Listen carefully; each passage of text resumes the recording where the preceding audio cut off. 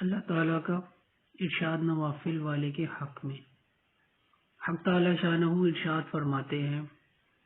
جو شخص میرے کسی ولی سے دشمنی کرتا ہے، میری طرف سے اس کو لڑائی کا اعلان ہے،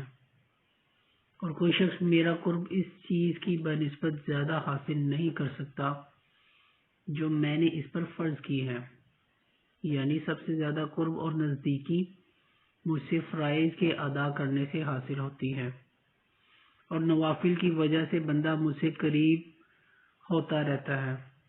یہاں تک کہ میں اس کو اپنا محبوب بنا لیتا ہوں، تو پھر میں اس کا کان بن جاتا ہوں جس سے سنے، اور اس کی آنکھ بن جاتا ہوں جس سے وہ دیکھے، اور اس کا ہاتھ بن جاتا ہوں جس سے وہ کسی چیز کو پکڑے، اور اس کا پاؤں بن جاتا ہوں جس سے وہ چلے۔ اگر وہ مجھ سے کچھ مانگتا ہے تو میں اس کو عطا کرتا ہوں، اور کسی چیز سے پناہ چاہتا ہے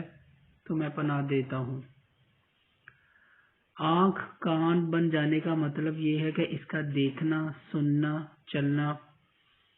پھرنا سب میری خوشی کے تابع بن جاتا ہے، اور کوئی بات بھی میری مرضی کے خلاف نہیں ہوتی۔ کس قدر خوش نصیب ہیں وہ لوگ جن کو فرائض کے بعد نوافل پر کثرت کی توفیق ہو اور یہ دولت نصیب ہو جائے۔ اللہ تعالی شانہ اپنے فضل سے